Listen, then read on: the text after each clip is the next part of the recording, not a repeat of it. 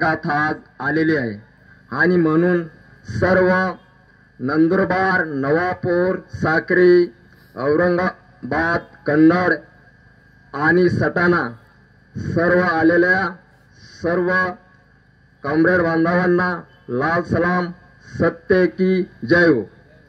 कारण आता जो आपण 17वा संघर्ष दिन म्हणून साजरा करतो, कारण या ठिकाणी आपला 18 लोकांचं बादलीभर रक्त सांडलं आणि त्या रक्ताचे ज्यावेळेस आपल्या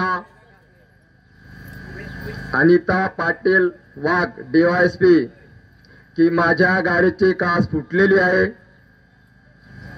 म्हटलं ताई आमच्याही 18 लोकांचं बादलीभर रक्त सांडलेलं आहे, ते सुद्धा आम्ही रक्त विसरणार नाही।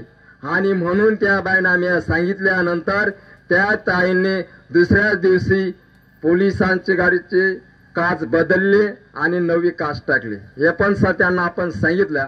आणि म्हणून हा संघर्ष दिन ज्यापूर्वी काँग्रेसवाल्यांना उत्मत्ते आलेले होते, मातलेले होते, ज्यावेळेस राहुल गांधी म्हणायचा की आदिवासी वाटाव वाघ बचाव, तेव्हा काँग्रेसवाल्यांना मस्ती आलेली होती आणि त्यांना जिरवण्यासाठी ज्यावेळेस आदिवासींनी हा शब्द मनामध्ये धरला आणि काँग्रेसवाल्यांना त्यावेळेस सत्तेवरून खाली आणलं।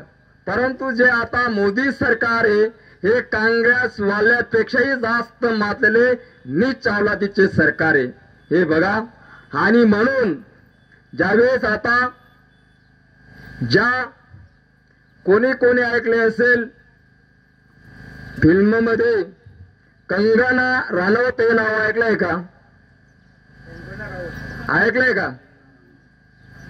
ती म्हणायचे ज्यावेळेस दिल्लीच्या बॉर्डरवरती ज्यावेळेस लहान मोठे आया बहिणी ज्यावेळेस मोर्चामध्ये की स्त्रियांना 100 रुपये भाडे देऊन आणलेले लोक आहेत म्हणे, त्या कंगना राऊत बोलायचे।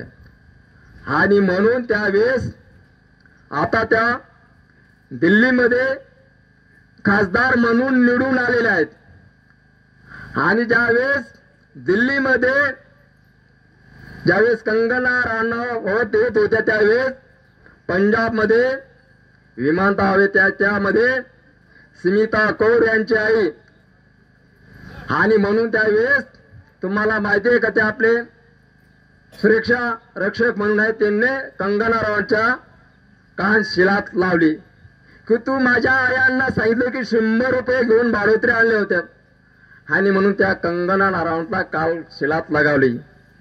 आणि म्हणून त्या स्मिता कौरला सस्पेंड करण्यात आलेलं आहे, लक्षात ठेवा। त्याबद्दल काय बोलावं? आणि म्हणून आता हे बीजेपी वाल्यांचे जसं राहुल गांधी म्हणाला की आदिवासी वाटाव आणि वाघ बचाव, म्हणून आपण यावेळेस काँग्रेसवाल्यांना पाठिंबा दिला होता आणि त्या पाठिंबामुळे धुळे आणि नाशिक इथले खासदार निवडून आले। आणि म्हणून आता या विधान परिषदेच्या निवडणुका लागलेल्या आहेत आणि या विधानसभेमध्ये सुद्धा आपल्याला आपले लाल बावठ्याचे उमेदवार उभे करण्यासाठी आपण सुद्धा, आणि जर काँग्रेसवाल्यांनी आपल्याला पाठिंबा दिला नाही तर आपण सुद्धा त्यांना पाळल्याशिवाय राहणार नाही। एवढं बोलून माझे भाषण संपतो। सत्य की जय हो। लाल सलाम।